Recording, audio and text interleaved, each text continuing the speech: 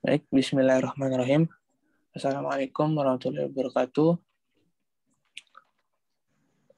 Kami dari kelompok dari kelas D akan mempresentasikan hasil dari program praktik kerja nyata kami. Pertama, kami akan menjelaskan implementasi dari konsep Java yang telah kami gunakan. Pertama, kelas dan objek. Untuk kelas dan objek sendiri ini adalah yang paling dasar, yaitu di mana yang selalu digunakan dalam setiap pembuatan program dalam bahasa Java. Untuk contohnya di sini terdapat dalam package session attribute student. Di kelas student ini mengimplement dari interface account, di mana account ini adalah sebuah interface yang dimana terdapat metode public string set header. Lalu di sini ada instance variables, yaitu ada private static string name, email, dan phone.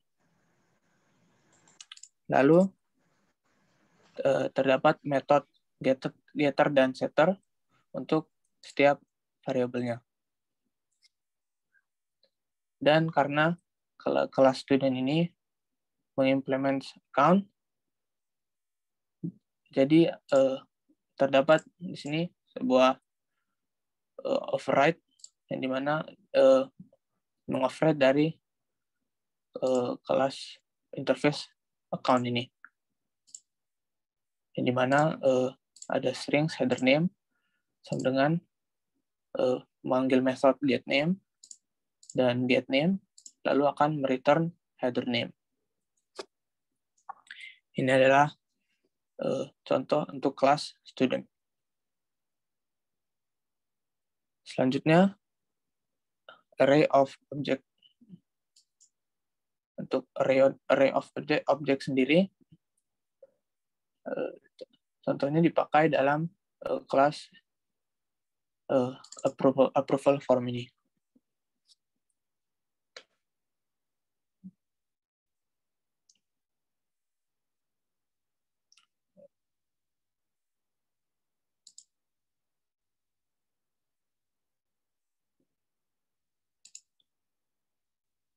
Di sini dapat dilihat dalam metode private void show data. Pertama ada try and catch block, connection, mycon, sama dengan MySQL connection .get connection. Ini adalah sebuah koneksi ke database MySQL. Lalu ada string query, select asterisk from proposal, yang ini nanti akan di execute dalam SQL database. Lalu ada prepare statement PS sama dengan my connection, prepare statement dengan parameter query. Lalu ada result set rs sama dengan ps.execute query. While rs.next, jadi selama rs dari result set ini ada data yang dibaca, maka ada sini object row sama dengan new object. Di sini adalah penggunaan array of object. Nanti akan array of object ini akan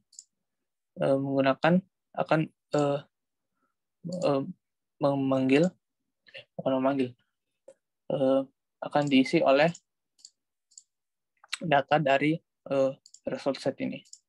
Jadi dari database ada get string name, nama, waktu, tempat, dan status.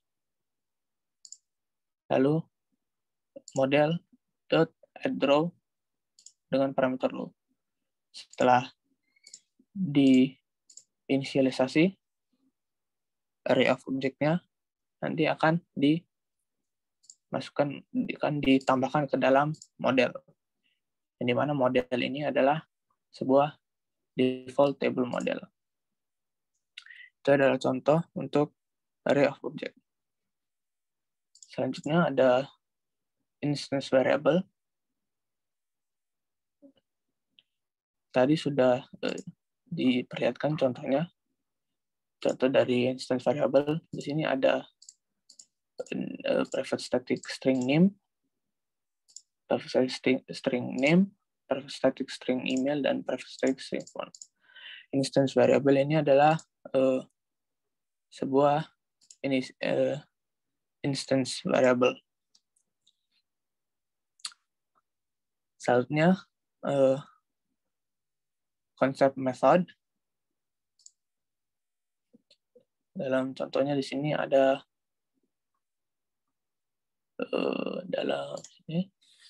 dalam kelas approval form terdapat beberapa method. Di sini contohnya private void create table model, yang dimana akan membuat model baru, model sama new default table model, lalu akan add column untuk masing-masing method. Di sini ada name, nama, waktu, tempat, dan status. Lalu setelah ditambahkan kolomnya, maka approval table dot set model dengan parameter model. Maka nanti akan di-set ke dalam table yang akan diperlihatkan nanti.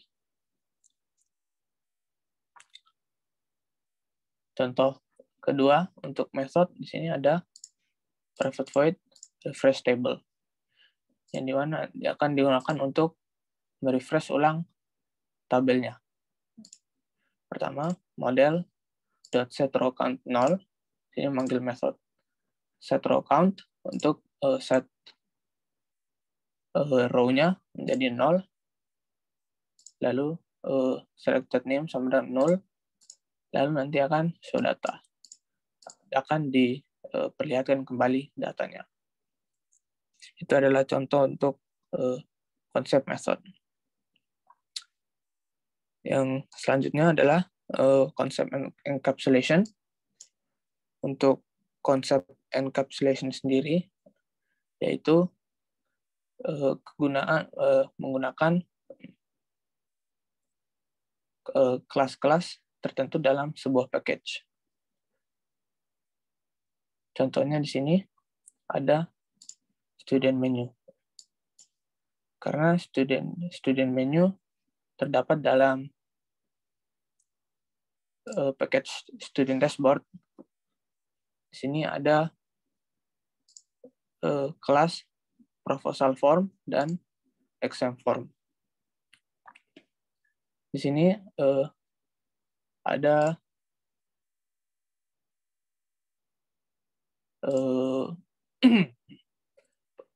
metode proposal button action performed.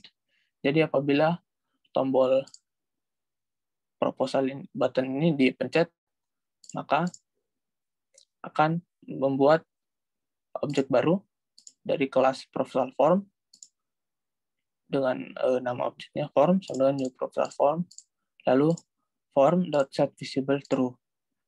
Dan ini akan mengeluarkan form dari proposal form ini. Lalu this.dispose. Karena this ini merujuk kepada kelas ini, maka this.dispose jadi untuk menghilangkan form dari kelas ini. Itu adalah salah satu contoh dari encapsulation. Lalu ada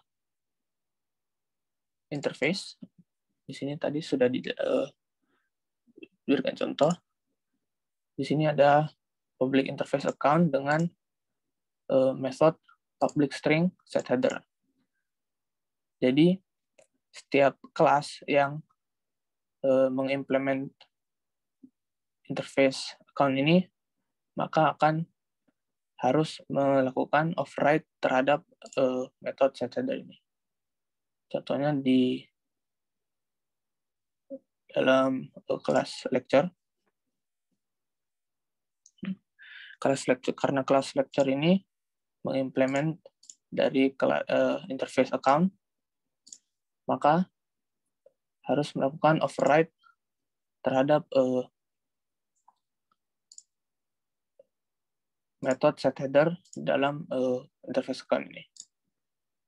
Lalu metode ini akan melakukan string header name dan get name, lalu nanti akan return header name.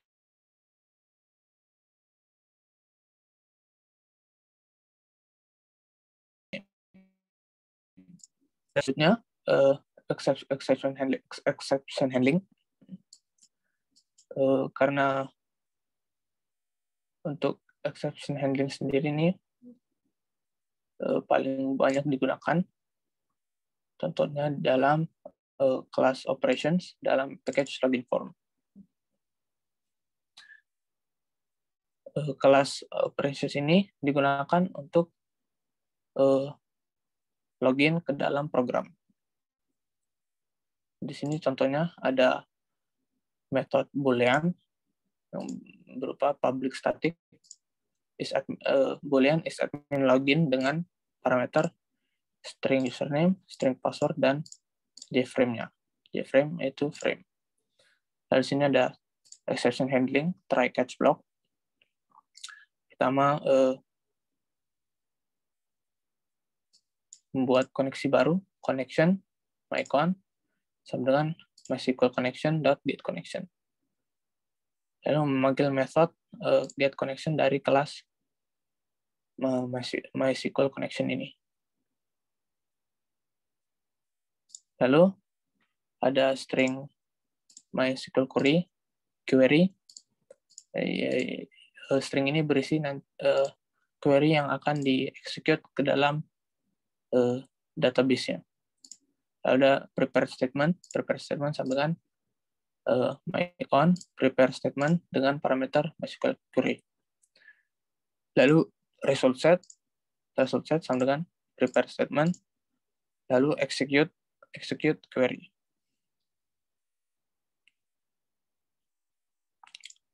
Jadi apabila terdapat kesalahan atau error dalam try block ini, maka akan nanti catch exception A. Lalu nanti akan dikeluarkan dalam the option pane show message dialog di frame-nya, lalu nanti database error, lalu a.get message. Itu adalah contoh untuk exception handling. Untuk konsep GUI, GUI yang digunakan di sini adalah JFrameForm. Contohnya untuk student menu ini menggunakan JFrameForm dengan menggunakan Java X-Swing. Contohnya lagi terdapat pada proposal form sini dalam package student dashboard, juga menggunakan JFrameForm dengan menggunakan Swing, Java Swing. Ini adalah contoh untuk konsep dari GUI yang digunakan. Selanjutnya, untuk input-output terdapat di package file controller di dalam kelas myController, file controller. Di sini terdapat metode copy file dengan parameter file A dan file B. Metode ini digunakan untuk melakukan copy file dari file A ke file B. Di sini terdapat file input stream di set ke 0, dan file output stream di set ke 0. Lalu ada try catch, di try dulu, dimasukkan parameternya, dibuat objek baru, input stream sama dengan new input stream dengan file A, yaitu file yang akan di-copy. Lalu output stream sama dengan new file output stream B. Ini adalah untuk lokasi untuk kopian filenya. Lalu catch exception, file not found exception E, lalu di print stub trace. Selanjutnya di sini ada integer I sama dengan 0, try catch lagi, while I sama dengan input stream dot read tidak sama dengan min 1.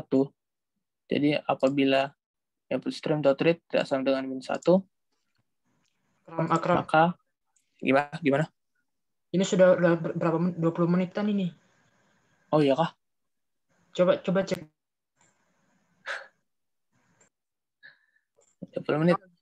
Jangan dijelasin. Gak apa-apa, lanjut aja dulu. Lanjut aja. Udah, iya kah? Di bawah 10 menit lebih kah? Ya sudah, Sinta, nggak apa-apa. Jadi untuk I/O ini adalah contoh untuk input-output. Konsep untuk output. Dan terakhir adalah JDBC. JDBC ini adalah sebuah koneksi ke dalam sebuah database. Jadi yang digunakan di sini adalah MySQL. Database yang digunakan adalah MySQL. Jadi import com.mysql JDBC connection.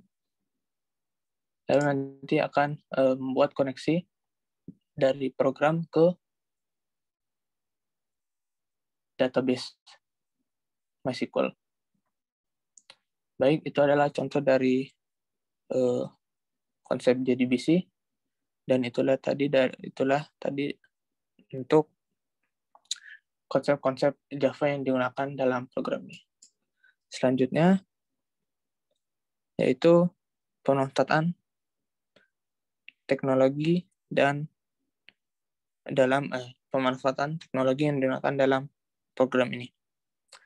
Kepada Rido, dipersilakan. Oke, terima kasih. Saya akan menjelaskan tentang pemanfaatan teknologi. Bisa saya share terlebih dahulu. Jadi di sini saya akan memanfaatkan pengiriman Gmail melalui SMTP dengan port 465. Jadi di sini sebelum saya melakukan tersebut, saya akan menambahkan jar Japamail 1.4.5 di bagian sini. Habis itu sebelum saya sini mail STMPT untuk mengautentikasikan server Gmail. Jadi saya memakai port 465. Ini 465 enggak salah 465, itu tergantung servernya. Terus di sini password authentication. Jadi di sini password email kita dan password kita yang sudah didaftar di Gmail nantinya. Habis itu initial object message dan sebagainya. Dan ini Java Chooser. Ini untuk mengambil nanti ada attachment dari file kita, jadi kita memakai Java Chooser. Setelah itu kita run. Jadi di sini stream from getTag kita ambil semua dulu bagian sini, baru jaringan prompt to add subject content. Habis itu ini juga teks, ini sih teks konten, jadi di sini teks konten. Habis jadi ini password. Setelah itu saya run, dan ini misalnya kode testing. Ini email kita yang sudah terdaftar. Kita coba dulu programnya. Ini untuk alamat yang dituju, misalnya email saya. Ini email saya yang ada di Gmail. Subjek ini seperti ngirim email biasa. Ini terserah mau ketika apa. Dan ini per email. Penilaian. Ini contoh saja, jadi nggak harus. Dan attachment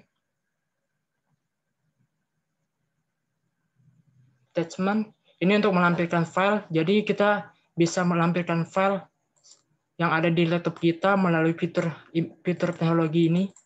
Jadi misalnya saya yang ini, bentar.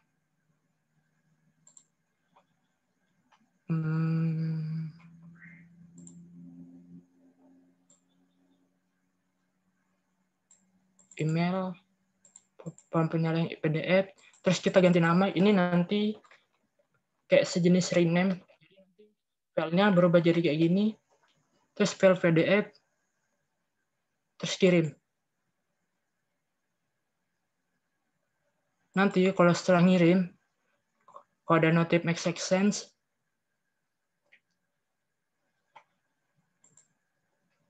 berarti email kita sudah terkirim melalui Gmail. Saya cek dulu terlebih dahulu di email saya. Nah, ini kode testing edu. Jadi di sini saya memakai STMPT untuk ngirim email yang langsung di Gmail, Pak. Jadi begitu teknologi saya untuk fitur mengirim email yang saya gunakan. Terima kasih. Dan untuk pembagian tugas kita kerjain bersama-sama, Pak. Jadi saling membantu. Begitu saja. Terima kasih, Pila. Bisa di stop. Aku stop.